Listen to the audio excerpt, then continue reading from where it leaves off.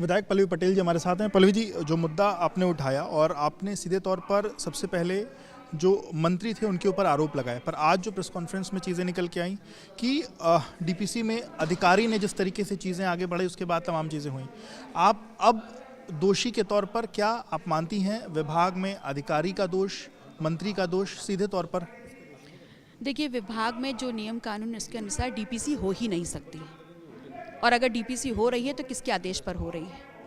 तो सबसे पहले तो विभागीय मंत्री ही दोषी होते हैं ना, कि जो आपके नियम में है नहीं वो चीज़ हो कैसे रही है। तो दोषी कोई भी हो, मैं किसी पे उंगली नहीं उठा रही, मैं सिर्फ इतना कह रही हूँ कि नियम विरुद्ध ये कार्रवाई हुई है, इसकी जांच सरकार कराए। हम किसी को दोषी कहने के लिए यहाँ नहीं बैठे, हमारे सामने फैक्ट्स एंड फिगर्स आए जो मैंने रखे और मैंने सरकार को वो सौंप दिए। अब मैं चाहती हूँ कि जांच हो ताकि सच्चाई और न्याय दोनों चीज़ें इस प्रदेश की जनता के सामने आए। अभी राजकुमार जी ने ये बात कही कि जब राजकुमार जी ने उनको ये बात के लिए बताया कि भाई ये चीज़ें हो रही, तो उन्होंने कहा कि मैं जो विभाग के अधिकारी थे हम उनको मना नहीं करने जा रहे हैं किसी भी हाल में। तो क्या लगता है कि अधिकारी इस तरीके से अपना काम करते हैं जिसमें मंत्री को हस्तक्षेप नहीं कर सकते, या मंत्री की भी मिलीभगत थी? आप कैसे?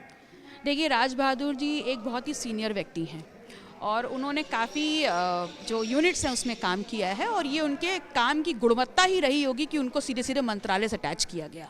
और उसके बाद यदि वो अपने पूरा जो कार्यकाल रहा है उसको अगर दांव पे लगा करके इस भ्रष्टाचार के विरुद्ध खड़े हुए और लगातार रोकने का प्रयास किया गया है, तो कहीं ना कहीं आप समझ सकते हैं कि किस लेवल की अनियमितताएं, किस लेवल के नियम विरुद्ध कार्य जो हैं उस विभाग में हो रहे थे। और उसके बाद उनको सज़ा ये मिली है, उनके परिवार को सज़ा भारतीय जनता पार्टी की सरकार में ये मिली है कि उनको धमकियाँ, उनके परिवार को धमकियाँ और उनको शो कॉज नोटिस देकर के सेम डे ट्रांसफ़र कर दिया जाता है।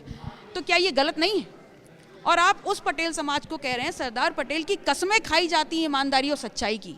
उस व्यक्ति ने ईमानदारी और सच्चाई से अपने डिपार्टमेंट में काम किया है और उसके बाद उनको सरकार से प्रोत्साहन मिलना चाहिए था, ना कि शो कॉज नोटिस और ट्रांसफ़र ऑर्डर्स। मेरा सवाल अभी भी वही है कि मंत्री या अधिकारी कौन? मैं किसी को दोषी और साहूकार सिद्ध नहीं करने बैठी हूँ। मेरे पास फैक्ट्स एंड फिगर्स हैं, जो सरकार है वो डिसाइड करे। जो ये चीज़ें हुई उसके बाद मंत्री ने मुख्यमंत्री से भी मुलाकात की है, दिल्ली जाकर भी मुलाकात की है।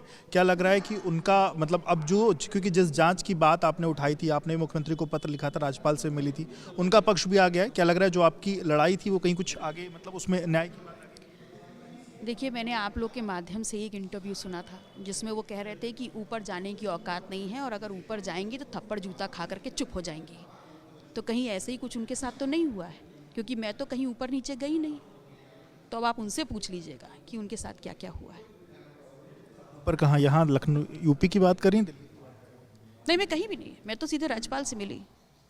आपने उनके लिए मतलब वो जैसे यहाँ पे मिले, बताया ना कि मुख्यमंत्री जी से मिले और दिल्ली जाके मिले। हाँ, तो मैं वही कह रही हूँ जहाँ जहाँ भी गए हों।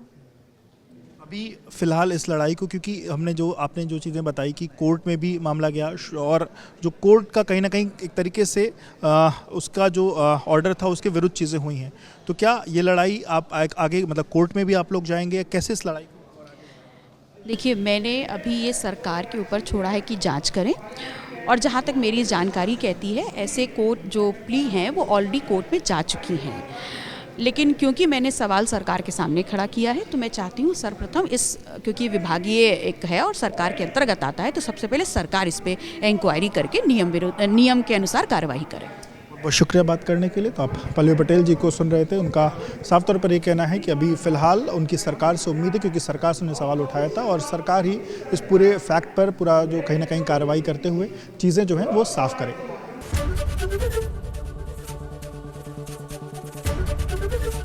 एबीपी गंगा, खबर आपकी, जुबान आपकी।